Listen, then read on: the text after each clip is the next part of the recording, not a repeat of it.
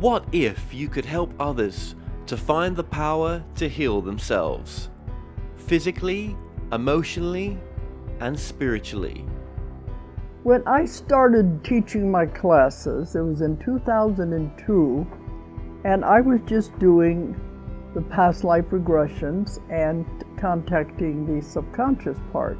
But then as the time went on and we found how powerful this was and what we could do with it, a lot of the students began saying, you know, advanced past life regression doesn't really tell what it's all about. This is so much more than that. We think you should change the name. So it was a few years ago we decided to change the name to Quantum Healing Hypnosis Technique. And this is the healing technique that we've now been teaching it, well, since 2002, that's 12 years. What if you could time travel with them? Visit mythical places or angelic realms, other worlds, other galaxies. Help others to speak to their higher selves. You can. Dolores has taught thousands of people from across the world how to use QHHT, and now you can learn her method by going directly to dolorescannon.com. And don't forget to mention the discount code MORETALKS.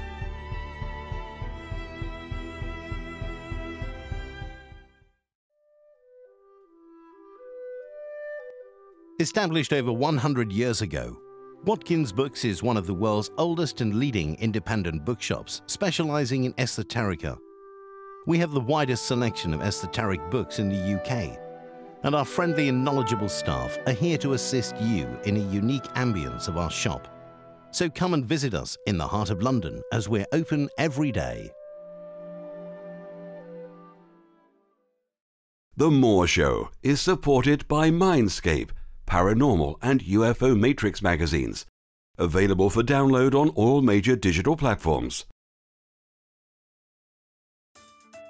If you like what you watch, then don't forget to follow us on Facebook and Twitter for the latest updates on The More Show. Remember to subscribe to our YouTube channel for new weekly television and radio shows.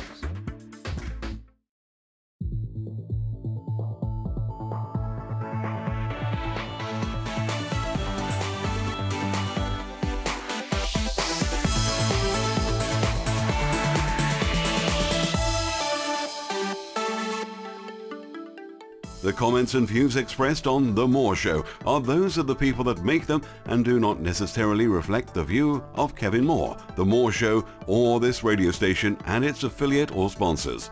This show is for entertainment purposes only. Broadcasting from the UK and across the world online, you're now watching the UK's only alternative late night talk show, and I'm Kevin Moore. For the next hour, I'll be covering subjects that will open up your mind and provide you with information you may have never heard before. On today's show, I'm joined with Richard Kendall, author of the book Road to Elmira Volume 1 and Stories I Never Told My Grandma. The Road to Elmira is Richard Kendall's account of his experiences while attending Jane Roberts ESP classes in the 1970s. Included are dialogues between the author and the trance personality that spoke through Miss Roberts, who was known as Seth. The author also explores the deeper aspects of the teachings of Jane Roberts and Seth, reflecting upon how these ideas affected his life at the time and continue to influence his life today. Richard Kendall, welcome to the show. You're very welcome. It is, as I say to many guests, an honor to have you on, but with yourself, it's really, this is going to be a fascinating interview. I'm so glad that that you had the chance to do this interview today with myself. I've been fascinated with the Seth material for a long time. I've started reading some of the books, and it really is an incredible information. And to have someone like yourself on, who was there with Jane Roberts, during some of the time that the classes that she held, is just incredible. So to begin with, let's just tell the backstory on Seth a little bit and Jane Roberts. Who was Jane Roberts and who was Seth? Yeah, Jane grew up in a small town in upstate New York. She had a very, very difficult childhood. Her father left when she was like 2 years old. She was an only child. Her mother was bedridden with severe arthritis. They were on welfare. And like I say, she just had a very difficult time. Her mother had a very bitter attitude about life and about her situation. And Jane caught a lot of her mother's anger, and speaks about it in different books. And I think her childhood, Seth has said, has played a strong part in her search for something greater, something different, trying to make meaning out of what was a very, very difficult life as a young child. And, in its own way led to the Seth material, because it was such a desperate situation, and she had, she so much wanted to come out of it, and not give in to all the negativity around her, that I think that desire helped attract a personality like Seth, and the information that ultimately came through. Absolutely. And could you summarize Seth? Well, that's a big question. That would be a big summary. I could only relate basically what is described in the book. Seth describes himself as an energy essence personality, no longer focused in physical reality, who did have lives in physical reality. And he often said, my name is not Seth, but you can call me Seth, And I think it gets a little tricky, because people often like to think of these mediums or these channels and these experiences where Seth is just this independent spirit that's sort of, just wandering around and, decides whatever reason to choose Jane Roberts' body to then, speak through. I think it's a lot more involved than that. And where Seth talked about that he was part of Jane's overall, what he called entity. So in other words, each of our beings, we have many different aspects. We're multidimensional. So Seth was actually part of Jane's multidimensional being, as Jane was part of Seth's. So it wasn't a question of just her being a vessel, let's say, for this, spirit to come through. There was a relationship, a psychological relationship between them. And, his words had to be filtered through her life and her experience. Yes, absolutely. Now, thank you for that, by the way. And I know that was a bit of a tough question there, because, like you say, we could, they could go on and on with yes, what Seth, indeed. the potential of Seth is. Now, let's go back to 1972 on January the 4th, where you first got to meet Jane after writing her a letter and after reading Seth Speaks.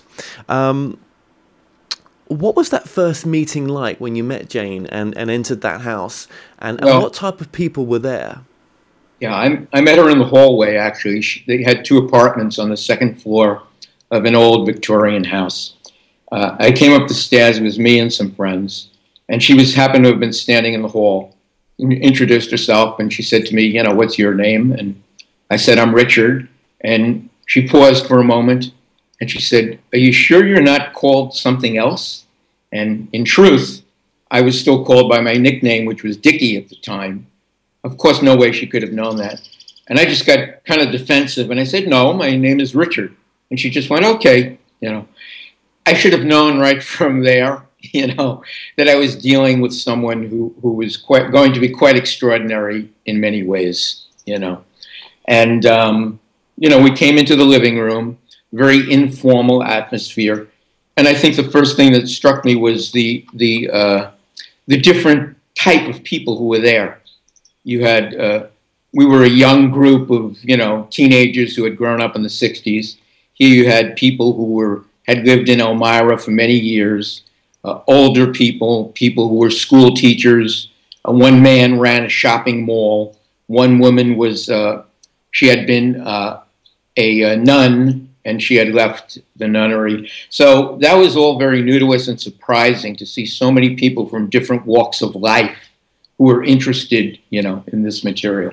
Yes, and Elmira was obviously the town or city, was it the town? Where, the town, yeah.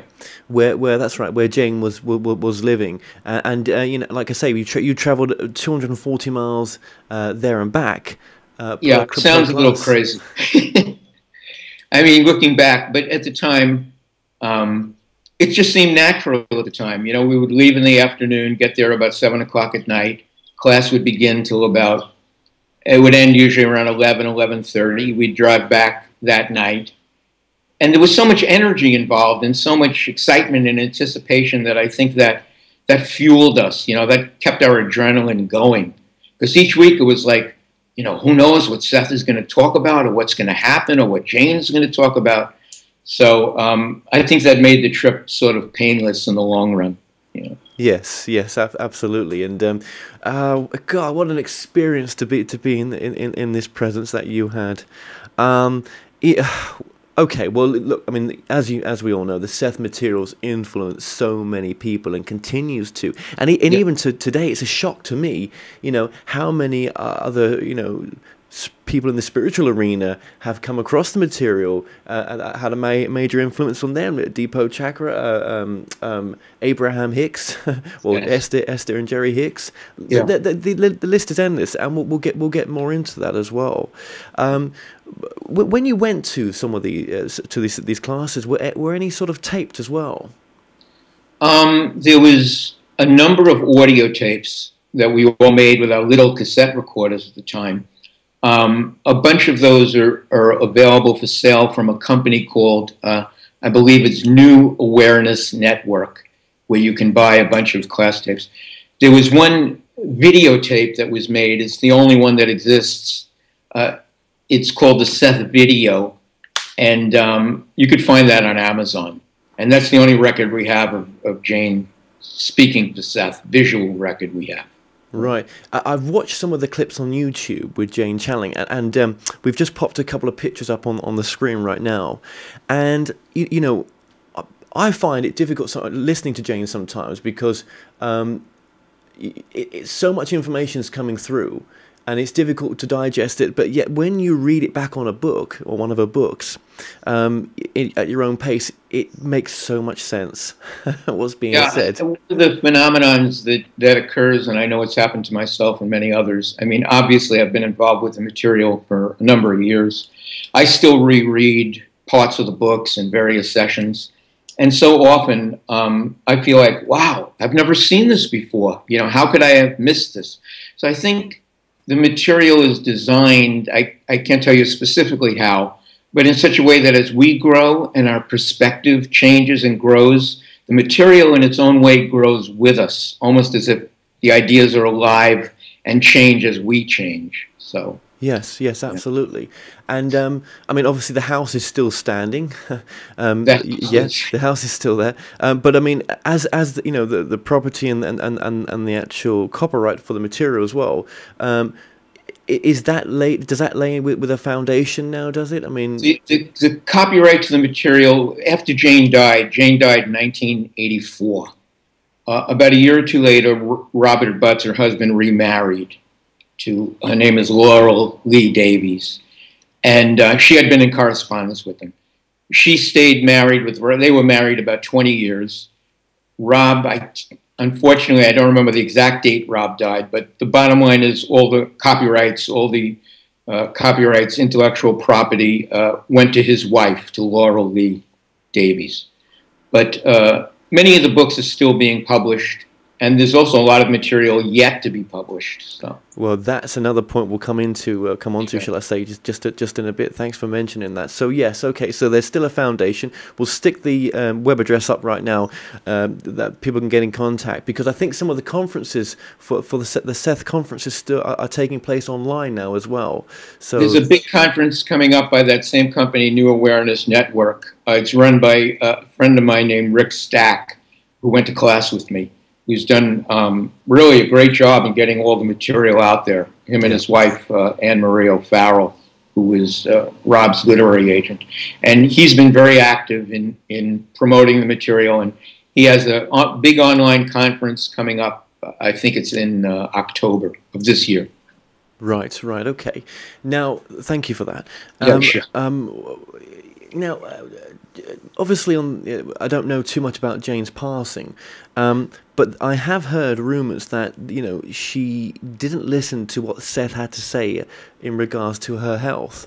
And had she listened to, she would have, she would have lived for longer. I mean, is that true? Well, her whole health situation is a big topic, obviously, you know. And so often, you know, you hear the stock phrase, well, you know, how could she not have been able to heal herself, you know, with all this material? And for some people, it casts doubts on the nature of the material. But, you know, there's many things that could be said about it. But I think what I'd like to say is, you know, Jane was a human being and never pretended to be otherwise. And she had areas she was exceptional in, and she had areas where she had difficulties. And one of the great things about her, she was very honest.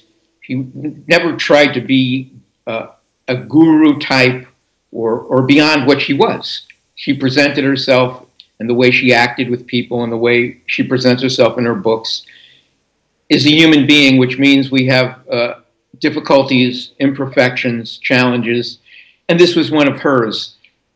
And yes, Seth gave her advice for so many years and even told her, you're not following my advice. So I don't think the question is so much, you know, why didn't Jane heal herself? I think she had her own reasons for choosing the challenges she did and was not able to surmount them. And I don't know that that makes her or anybody else less than they are, because there are certain areas where they just can't succeed. Yeah. Absolutely. That's well said. I mean, you look at the life of Edgar Cayce, for example. Yeah. You know, he was warned numerous times that he needed to take it easy. He needed to be careful. That he was a chain smoker as well, and that he needed to look after himself more. And he never listened because he really just wanted to help people. It wasn't about the money. He was humble. He wanted to just be of service, and he did that to his death. Well, Jane, you know, again, there wasn't any one reason, but the major conflict, as you read through the material that she had with her illness, was she was so committed, and in a way it ties in with what you're saying about Cayce. She was so committed to getting this information out there and to help the world that she was very afraid that if she let herself be spontaneous, meaning took vacations, went out more, went on TV shows, they used to like to go out dancing when they were younger, that she was afraid that all this was going to carry her away from her main purpose. So her disease and her symptoms worked perfectly for her. She was chained to her desk. I mean, you know, her arthritis became so bad she could hardly walk up the stairs, let alone go out and be cavorting in the neighborhood, you know. So, and she talked about this too, which was extraordinary, but again, she was not able to resolve that conflict. No, and as you've said, you know, she was only human, as we all are, having a human, a soul having a human experience, and there is no wrong and right. And you know, but look at the material that she's left the world. I mean, that's the greatest gift. And as you say, there are others out there who are not as genuine, shall we say? You know, when it comes to this stuff. One of the things, let me just interject for a moment on that point. One of the things I will say categorically about Jane and Rob, their integrity was impeccable, absolutely impeccable. They were people who were honest, who dealt with people squarely, you know, were honest about themselves, and if they had doubts, they expressed them. If you asked them questions, if you asked Jane a question sometimes, she would go, you know, I don't really know. And you don't always find that in the New Age field with people you go to. So her honesty to me was part of what made her special, and was part of what spirituality is to me. True spirituality is to have that honesty and that integrity. Absolutely, absolutely. Right. Well, I mean, Seth, I believe it was over 32 books were channeled through Jane, and in these books as well, there was a lot of information that always seemed to come through on the law of attraction, you know, as in creating your own reality. Yeah, that was the main. That was, you know, from the beginning to the end, creating your own reality was, you know, one of the main themes. And you know, in a way, I think of it after all this time. I mean, I still work on these ideas, try to understand them. And to me, it's almost like a blessing and a curse at the same time, in the sense that I wouldn't want to live my life thinking that I was a victim of circumstance and accidents, and that my entire existence was just some accidental coming together of, you know, atoms and molecules. But at the same time, if I really believe that, I'm faced with the responsibility of accepting the responsibility for everything that happens in my life. And that's not always that comfortable, you know. No. So it kind of, you know, it's a challenge. The concept is a real challenge when you try to explore it. It is, and it's almost like, you know, I think one of Seth's quotes was, "You get what you concentrate on." Oh, yeah. Isn't that so simple yet so powerful? Exactly. Matter of fact, they had in their living room, they had a little placard or poster, and that was the only quote they had from Seth on it. And Jane's living room, it said, "You get what you concentrate on." So wow. It's funny you bring that. Yeah, it's funny you bring that up. Hey, that's incredible. Yeah, wow. Yeah.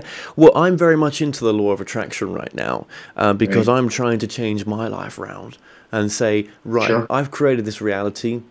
Now I've got to get it. I've got to change it and be the master of it.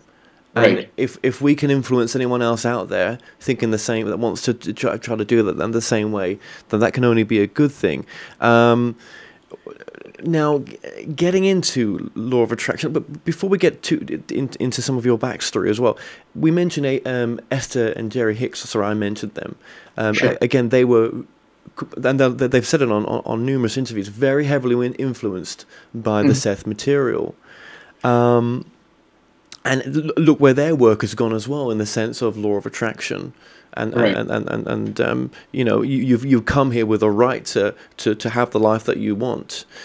What is there any sort of channels that sort of stand out there for you nowadays that you would say are ones that you know that you could believe in a sense, or? Well, I understand your question, and to answer honestly, I'm really just have been very focused on the Seth material. Of course, I'm aware that there's a number of other channels out there, and I know from what I understand, you know, you've had some on your show, and it's an area I think you know, honestly, a lot more about than I do.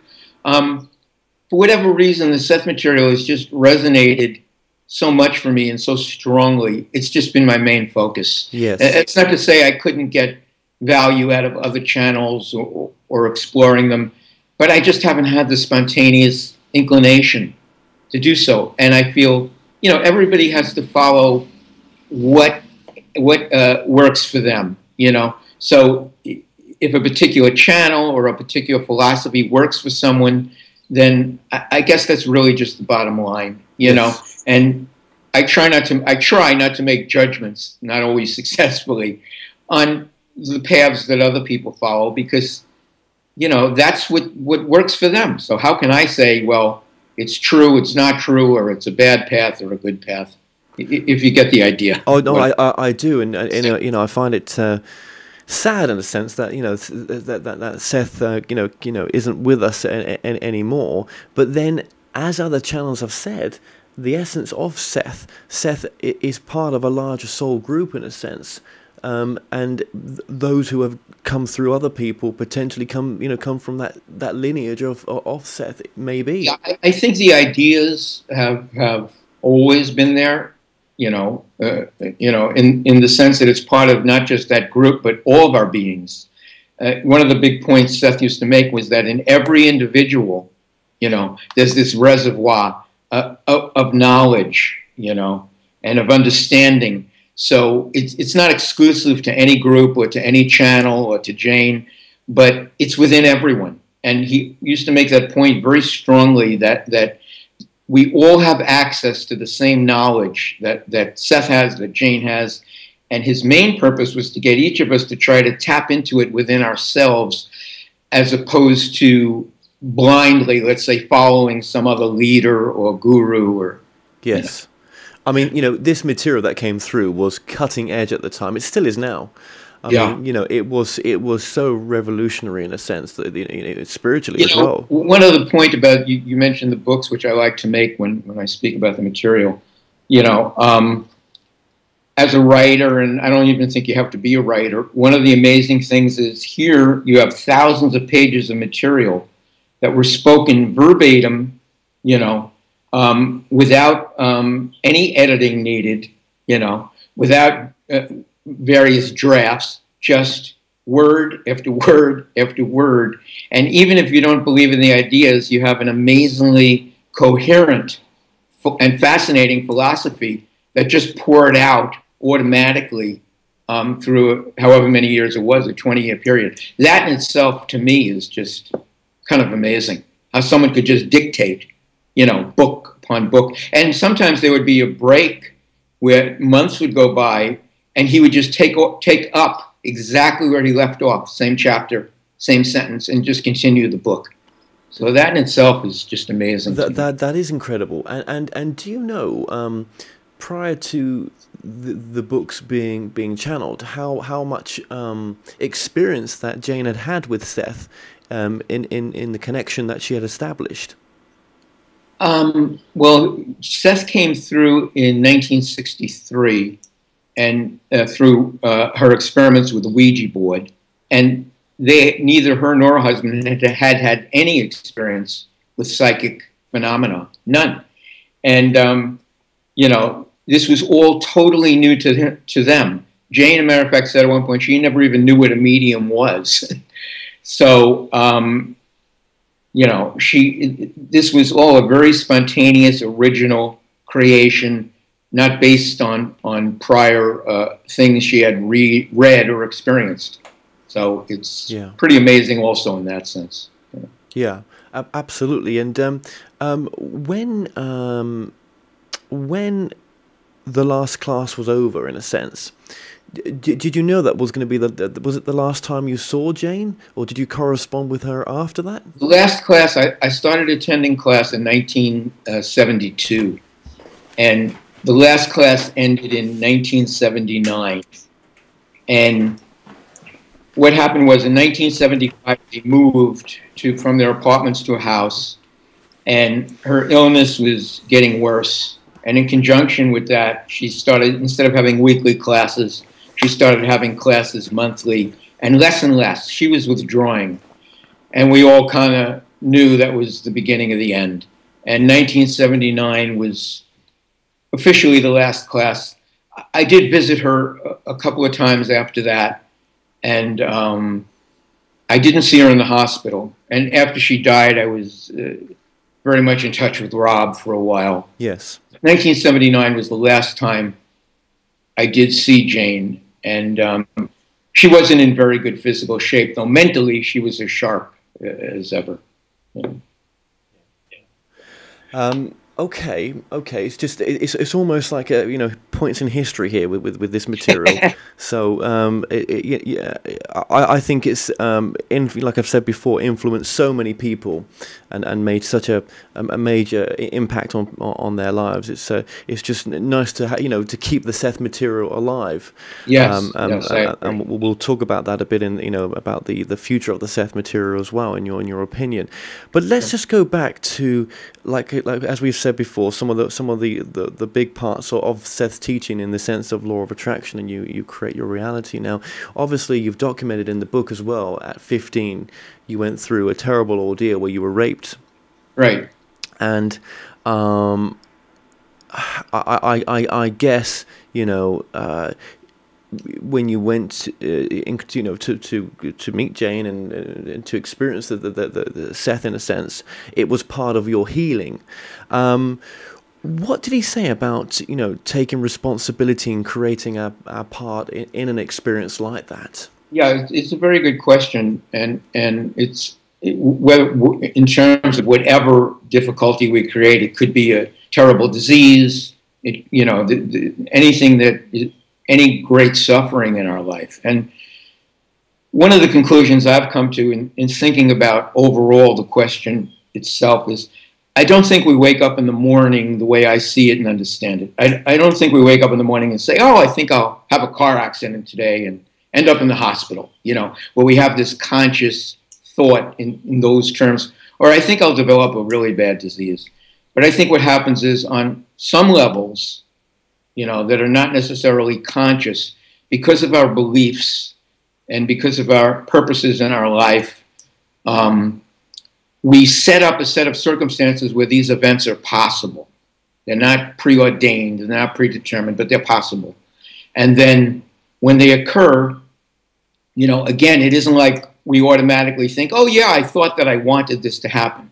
But then if we take the time, and it's not very easy to do, and we look at the circumstances of what we've created, we can find the interior framework, the thoughts, the feelings, the beliefs that would lead to such an experience. And in that sense, we can take responsibility. And we need to forgive ourselves too, because it's very easy to be angry when we create situations that you know, we're unhappy with. And that's another challenge also. That's part of the whole you create your own reality thing, you know. To be angry at yourself that you didn't create it better or do something better, that just adds to the feelings that, you know, originally led to bad situations to begin with. So I know it's just a partial answer, but it's kind of the best I could do, you know, at the moment. No, it's a great answer, and it's almost like you say to yourself, you know, I wonder why I created this. Yes. You could ask yourself that, couldn't you? Yeah, and there are some people, you know, and I've learned it's like, you know, I have friends who are not, you know, totally involved or in the Seth material. And I'm not going to say to them if they're sick or something, well, you know, you created this, because sometimes that's just ends up, when someone doesn't want to deal with that, it's just being mean, in a sense, rude, whatever you want to call it, you know. So you have to give people space to discover these feelings and ideas on their own, you know, for themselves. And some people it can make very, you know, angry as well. I've experienced Absolutely. that, you know, where they want, you know, they just, you know, they cannot take it, because it's almost like blaming the sort of innocent victim in a sense, whether it's yourself. Absolutely. Yeah, Absolutely. I mean, think of you know, in a mass sense, you know, if you look at history and you look at some of the horrible things in history, and you say to people, well, you know, those groups, you know, chose it, they created it themselves. I mean, the outrage that would come out would be enormous, you know. So I think there's a lot of people exploring these ideas, and there's a lot of people who are just still not ready. And in a sense, they want to be victims, and they want to hold on to that idea. And there's nothing you could do about it, nothing you should do about it. They'll work out their reality in their own way, you know. Yes, yes, and they will, and you know, either we do things the hard way, or there's an easier path. We do seem to, indeed. Well, we do, don't we? You know, why do things have to be so difficult sometimes?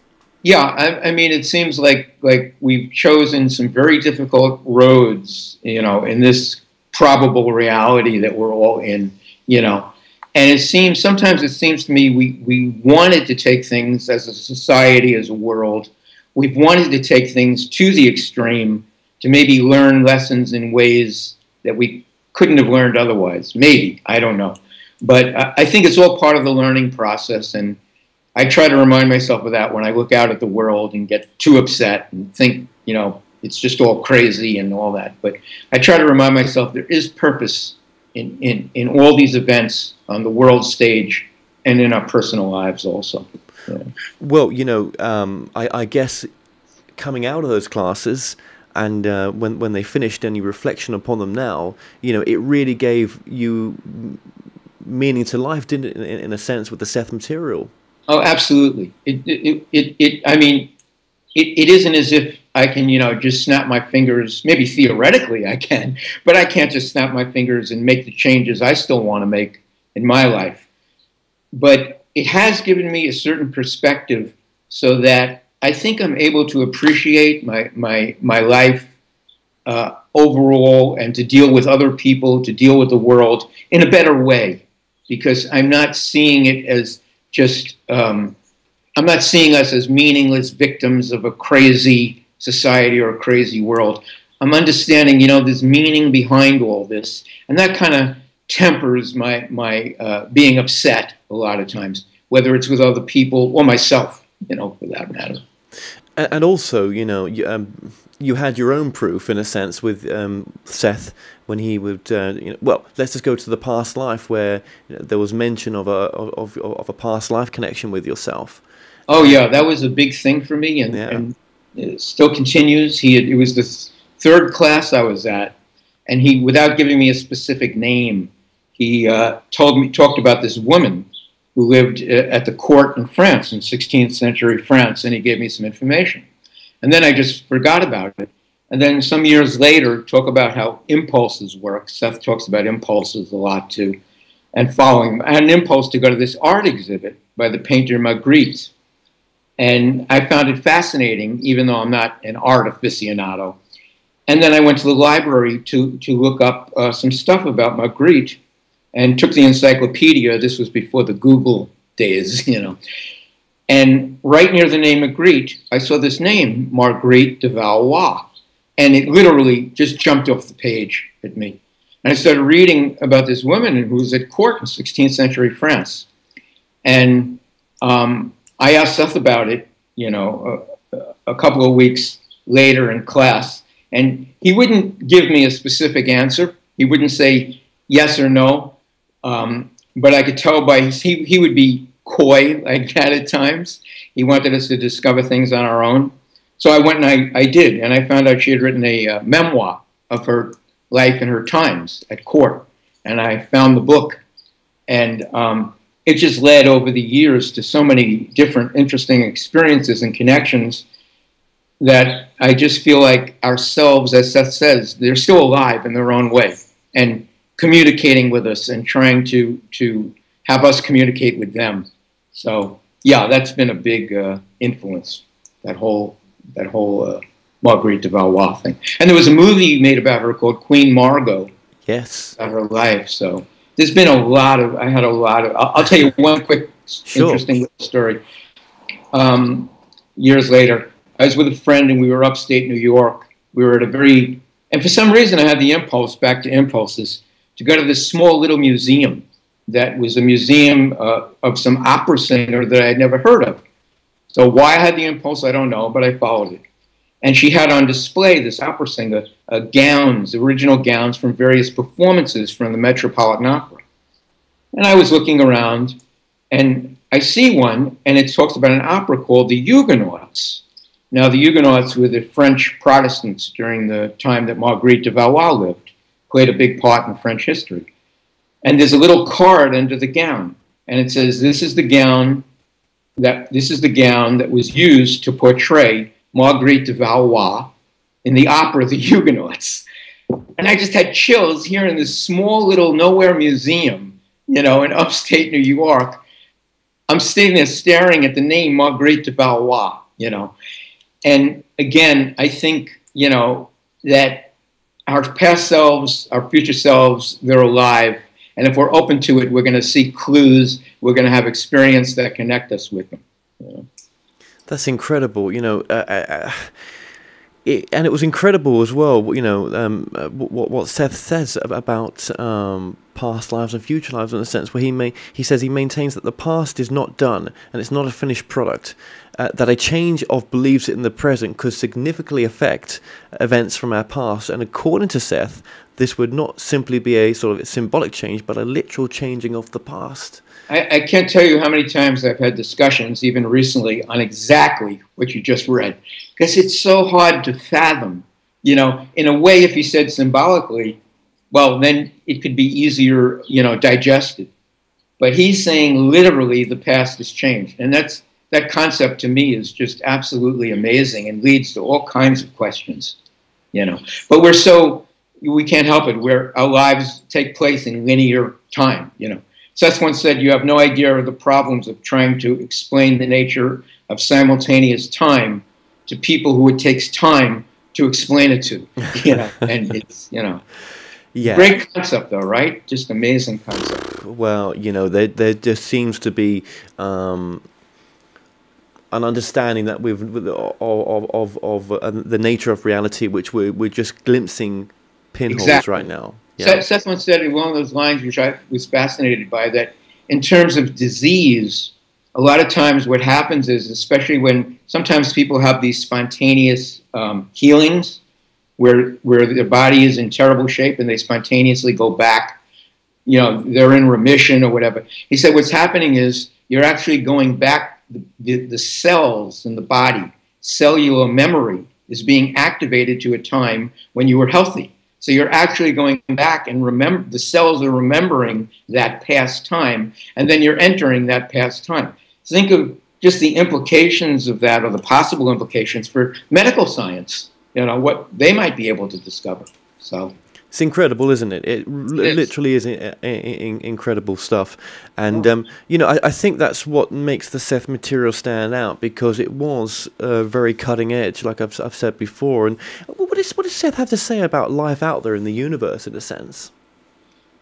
He never talked about, I know a lot of people are fascinated by the idea of UFOs and aliens and all that. He never went into that too much. He did one of the things that kind of made me smile. He said, like, in the dream state, we travel to other realities, and we could appear as a UFO to another parallel universe to those people. Yeah. But obviously, he made the point that we're far from alone. The universe, according to Seth, there are endless probable universes, all filled with consciousness and different types of consciousness. So, that's also quite an amazing thought to consider. That is. I mean, I had a scientist on yesterday, and he got into the UFO phenomena, and one of his theories was that the multiverse could be a possibility, in the sense that what we think these unidentified flying objects are, it's something completely different, and it's something interdimensional, and it's from another reality, which is just kind of what I just said. Yeah,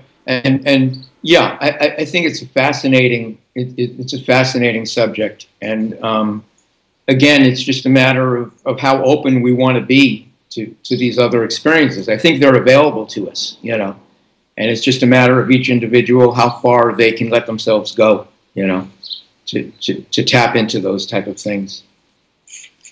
Yes, absolutely. And what did Seth talk about in regards to the nature of where we go when we pass on?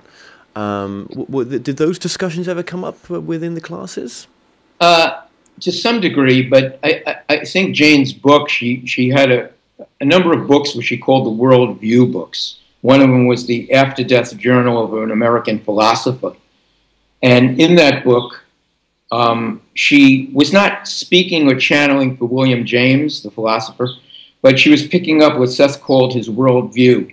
And it was written by, I'm saying written. What she picked up was his view after death of what his life was like then, and reflecting on his life, his life while he lived it. So there's a lot of information, in that. I guess one of the main points he did make, though, was he said, life after death is as natural as life in life. And he said, in certain terms, you're as much of a spirit now as he is, with the idea of simultaneous time. So, and the only other point I'd make is he did make the point that you create your own reality after death as well as in life. So there was certainly no traditional heaven where we're all sitting around singing hymns, No, absolutely not. And what was Seth's take on religion, in a sense? Did he feel that?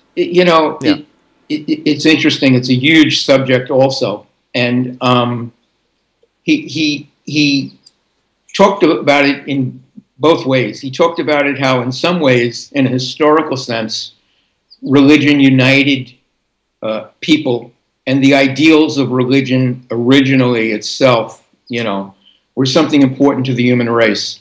But he also then talked about, as time went on, and politics and the church got a greater hold on all these things, Obviously, then many distortions came in, and the original ideas were also literally suppressed by the church, by members of the church, because they wanted to maintain control, over the masses.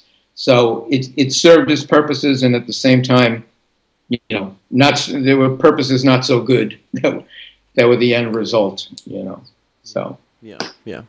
Now, another fascinating thing about the Seth materials is that there was at one point, I believe, a Seth 2 that came through. Oh yeah, I was there one evening. It was kind of a funny story. I had never experienced Seth 2, and it's this very odd, and again, part of the overall entity of who. It's not just this independence. It's part of the overall multi-dimensional entity of Seth and Jane's being. But anyway, Seth 2 had this very odd atonal voice, not personable in the way Seth was. It would speak almost like you'd see in a grade B movie if you imagine, someone in trance saying, "I come and greet you." It was that kind of a thing. And I was sitting near her, and she said she felt Seth 2 around. And she said to me, if I have any problem coming back from trance, just, tap me lightly on the wrist, I said, sure. And then Seth 2 came through, and it freaked me out. The voice just was so odd and freaked me out so much that I just unconsciously, it's like I wanted her to come back. And I took her hand and I started hitting her wrist, and she just paused for a moment. She said, "No, it's okay, Rich." It's like, it was difficult for me. The energy was just so disconcerting in a way, which reminds me, I don't know if you were going to mention Somari at all, but if you had that on your list, because that was Jane singing in trance, Somari. Yes, we'll get to that. Okay. Yeah, because that's an important part as well. Yeah, we'll get into that. But do you think with Seth 2, did it sound as though it was of a higher level in a sense than Seth? That there was something different in not just the voice but the information absolutely there was something different in definitely in the information. I think in those terms you could say, if we want to use higher and lower, I understand how you're asking it. We could say that Seth 2 was a higher version. Seth 2 made comments that he'd say things like, we have seeded your universe. We are the ones that gave you, I can't remember the quote exactly, but the ideas and the images to create your world.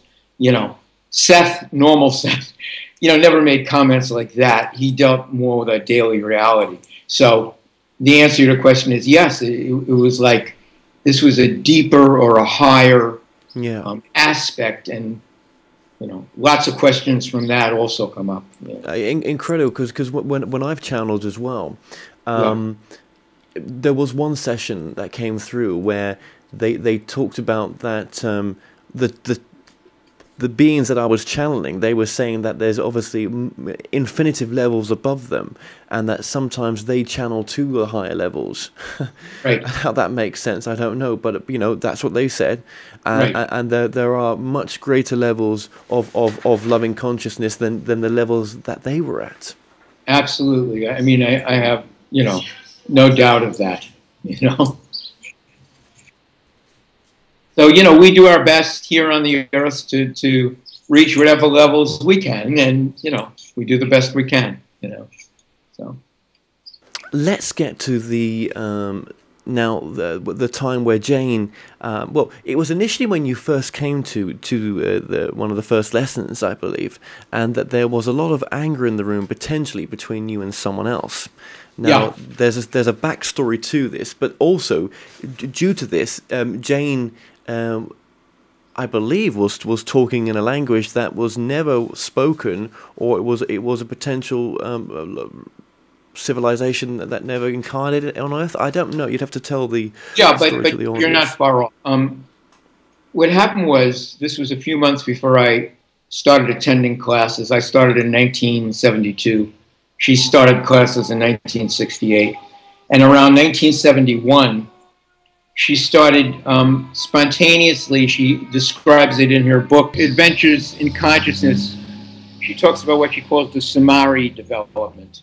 And Somari, loosely, was what she says a guild of consciousness that has existed through the centuries to try to help people, you know, and help people on the earth and help us with our experience. And what happened was she spontaneously went into trance and started singing in this Somari language, which was really, Seth had said, it was never a language spoken by any group of people. And the idea was the sounds themselves, that sound has power, you know, which, of course, physicists have been exploring a lot, too, over the past decade. But the idea was the meaning of the sounds were trying to activate different portions of our consciousness for various reasons. They could be used to heal. They could be used to bring up reincarnational memories, was another thing, and just to give us energy. So she would go into trance spontaneously. This was someone without any musical training at all. And the singing she did was mind-boggling. The range, the highs, the lows, the power of her voice was absolutely amazing. And she would often do pantomime as she was doing the singing to try to portray what she was trying to get across. And I'll go back to your question in a moment, but I don't want to forget this. There was one, you know, Jane's arthritis was such that she couldn't raise her arms above her shoulders. And she just couldn't do it. Her joints were too stiff. But when she sang Somari, in particular in this one class, she would lifted up her arms way above her head as she was singing. And as she got out of trance and came back to her normal self, people told her what had happened. She couldn't do it. She was back to her normal, you know, physical situation.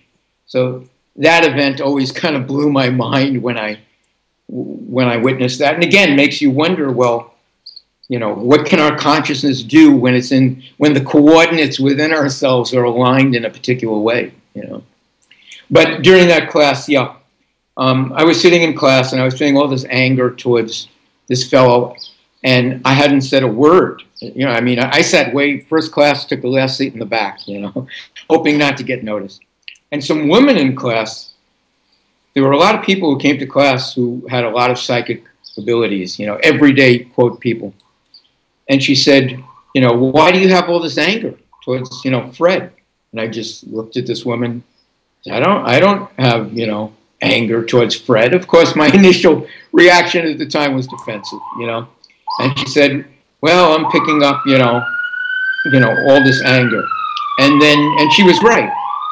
And then Jane went into trance, and motioned for me and Fred to stand on either side of her, which we did. And she started singing this intense Somari song. Looking back on it, I think she was trying to evoke within us memories of this life, where I was a judge, and I had meted out a very harsh sentence on this fellow Fred in that life, and he became an outcast in society as a result of what I did. But she had us on either side. She had my hand in her left hand, he was on the right side. She had his hand in her other hand while she was singing. And as she was singing, I could feel the anger just dissipating, just, you know, flowing out of me. But at one point, I kind of said to myself, no, you know, I'm going to hold on to this. And at that exact moment, she shook our hands vigorously. And I just laughed, and whatever anger I was feeling, you know, came out. And Seth immediately came through, just looked at me and said, let that be a lesson to you, you know. And I just sat down like really just befuddled, you know. And Jane had then said she picked up images of that life where I had, you know, been this very harsh judge, and again had treated Fred very unfairly, you know. So it was quite an incident. It's incredible. It's absolutely incredible. When you look back on those years, I mean, does it seem that long ago?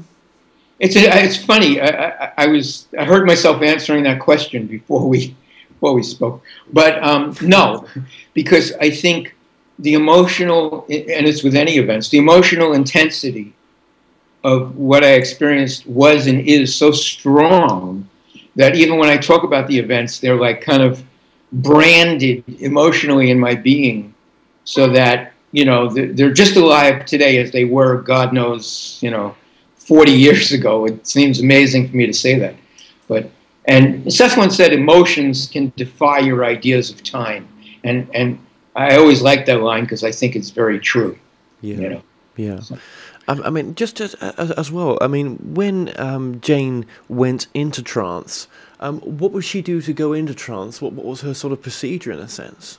Well, I think that was one of the things that kind of surprised me, because it would just be this absolute instantaneous transformation. And boom, all of a sudden she's there, and she would take her glasses off, put them on the table, and she was Seth, and you would look, and the whole feeling of the energy and her face would change, the look between her eyes would change. I tell one story in the book, I hope I can get it straight, where it was after class and we used to kind of linger, trying to hope to get some, you know, goodies at the end, or maybe somewhere. And she looked at me and she said, "Look at me, Rich, you know, now I'm Jane." And I looked at her. And then she looked at me and the face changed and the whole Seth persona came about. And she said, "Now I'm what you think of as Seth without the voice." And then, boom, a second later, she said, Seth came through, and she said, "Now I am Seth with the voice." Then, boom, her consciousness transformed again, and she said, "Now I am something you don't know of yet." And then, boom, back to Jane, and she just said, "Do you see the difference?" And oh my God, it just was an amazing demonstration in the fluidity of consciousness and how consciousness can change in that kind of a way. Wow. Yeah, it was an amazing experience. Yeah. Okay. Did she, were her eyes open when she was channeling? Just about all the time they were. Yeah. Right, okay. Yeah, because some channelers, they shut their eyes, some have their eyes open, some are... No, they were open all the time. And when Seth would look at you, I mean, you know, Seth at times would be, quote, critical of people or point things out, etc. You always had this overwhelming sense, you know, people didn't get mad at Seth, you know, for pointing something out. He could be a little caustic at times, you know, with people who had been there in class for years, that he knew who he could be caustic with, you know. But you always had this overwhelming sense of his regard for your being. You know, his buttons were not pushed by, you know, any of your foibles or anything you said. You could feel the overall good intent of him just trying to help. And as he looked at you, you almost felt like, I don't know, surrounded or encompassed by this just wonderful, caring and loving energy, you know. And yes, that's the difference there, isn't it? You know, this energy cared. There was a lot of love for mankind, and you can read that in the books as well. It cares. Yeah, absolutely. And pretty amazing also when you think of it, all the trance hours she spent, you know, that Seth, I mean, it may sound like a silly point, but never got annoyed, never got upset, never got angry. Seth was never in a bad mood, you know. I mean, this was consistent over all these years, you know. Well, that's almost like the state that she went to was just so loving and peaceful. Exactly. You know, and there's a separation. He was in that state. He had worked. He had said that when he once said, you remind me, he said all these emotions were mine at one time, what we considered all these human emotions. But he worked. That's why he could relate to them. But he worked through them. So yes. No need to, and he worked through them. He didn't deny them, which sometimes people think is the answer. But he always made a big point that in denying your emotions, whether it's anger or whatever, you're not going to work through them. You have to fully let yourself feel them, and that will naturally lead you to new levels of awareness and understanding. But often we think we're letting them flow through us, but often we're still blocking them or blaming someone else, you know, for something. Yeah, true, very true. Okay, obviously we're getting to the end of the interview here. I hate to say those words because this is really fascinating stuff. What would you say is the future then of the Seth material? What would you like to see the future of the Seth material? Well, for myself personally, I don't, and again, just so you know where I stand, you know, honestly, I don't feel a great impetus to, let's say, be a missionary for, you know, Seth's ideas. It's not my thing. I mean, when things like this arise, which has been fun, you know, this interview, I'm very happy to do it. But I think the ideas are out there, the books are out there, and I think ultimately it's up to each individual to find them. I don't think you can, one thing at least I feel I've learned, you can't convince or cajole anybody to believe what you believe, and there's no point to even try. I think everybody has to come upon these things for themselves. I think the best you could do is talk about your own experience, make these ideas available in whatever way you can. But the future then is just up to the individual people. And exactly what it will be, I don't know. I will say that it's encouraging to see a lot of young people now getting interested in these ideas. So it'll be interesting to see where it leads. But I don't know. What do you think? You're in touch with a lot. I'm curious, actually. What do you feel where all this whole thing is going? Or I'm curious your thoughts. Well, yeah. I would say that not just Seth, but the whole, you know, New Age, what they call it. Yeah. What are your thoughts? Well, I've got to put myself in that situation a little bit. I've asked myself that question, like, why am I channeling, for example? Yeah. Right. And I think that actually maybe it's time for someone, younger people, to channel, to be able to bring that to a younger audience. Right. Okay. Where the land lies in the sense of spirituality and an awakening process, and is there a better way for us all to be? I think, as you've said, we come to these realizations when it's the right time for us. I think some souls are so switched off that they are not meant to be awakened in this lifetime, potentially because of agreements that they've come in with in this lifetime, which affects the people around them, which is the purposefulness of that. I think though, as my channeling tells me, it doesn't need to be so painful. We always do it the most painful way. And they've come through me, for example, to send a message of unconditional love, that it doesn't need to be like this.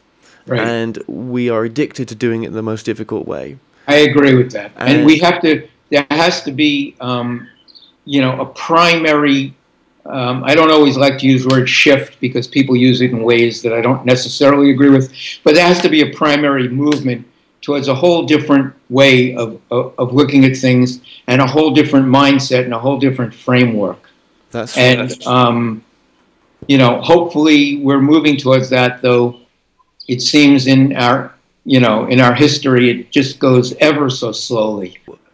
Would I wish for things to be different, in the sense that would I wish for, you know, for people out there to see life in a different perspective, where we can be more caring, sharing, loving towards each other? Yeah. Well, of course I would. But I think if you want to see the change, you have to be the change. I wholeheartedly agree that it's one of the conclusions I've come to. The most important work you can do is within yourself. And one of the points Seth made was, which I love about one of the things I love about the philosophy, that when you progress and you make changes and you do better, it automatically ripples out, automatically, to help the entire race as a whole. That's a very encouraging way to look at things. You know, not that there's anything wrong with socially being out there and interacting, but I think the main focus has to be, how can I, you know, within myself utilize these ideas, or be more caring or more loving, and then that will ripple out, you know. For sure, for sure. And was there any sort of material that was left out, do you think, that hasn't been published yet in regards to the Seth material? There's a lot of, like all the Seth material, which you may or may not know, is right in, it's been archived at Yale University in New Haven. It's one of the only metaphysical collections they have there. It's called the Jane Roberts Papers. And I do visit, I was there last week, I do visit at times and read through the material. But there's all of Jane's personal journals, which has a tremendous amount of material where she talks about her dreams, her daily life. There's manuscripts that have not been published. There's unpublished sessions that still remain. If someone is curious about what remains or what's at Yale, they can contact a friend of mine who lives in Connecticut who's been doing research at the archives for the past 15 years. Her name is Mary Dillman, M-A-R-Y, and her last name is D-I-L-L-M-A-N. It's Mary Dillman, and her website is Seth Applied, A-P-P-L-I-E-D. She has indexes for all the Seth books. There's a tremendous amount of information, and you can find out more in checking out that website or contacting her. What remains to be, published. And the one thing I'm doing is I am working on a screenplay where there's been some interest from, quote, Hollywood. Of course, interest in it becoming a reality can be miles apart. But I am working on a screenplay in relation, based on my book. And that, to me, is very exciting in terms of maybe getting these ideas out there. Yeah. That is absolutely incredible news. That'll be interesting to see how that progresses, and maybe you can apply some of the Seth teachings in the law of attraction towards that as well. I should. I need. Easier said than done, isn't it? Yeah, no, I know. But yes, absolutely. Good advice. Well, what would you say? Thank you. What would you say is one of the most important messages of your books, in a sense? I think one of the most important that I feel is that we need to follow ourselves, that our individuality is extremely important, and Seth made that point over and over again. And to not try to necessarily follow any group or any particular philosophy or religion or leader, but to understand and honor your own individuality and to be proud of it, and to approve of your own individuality, regardless of how it may differ from the rest of society or people around you. Self-approval in a large sense. Well, Richard Kendall, thank you so much for joining us today. Well, thank you. It's been fun. Well, we've come to an end on tonight's show. Don't forget that you can listen and watch all our past interviews on the More Show's official YouTube channel. Remember to subscribe to our YouTube channel for new daily shows. You may also find out more on all past and upcoming guests on the show via themoreshow.co.uk, and do like us on Facebook and Twitter for the latest updates. So until next time, be safe.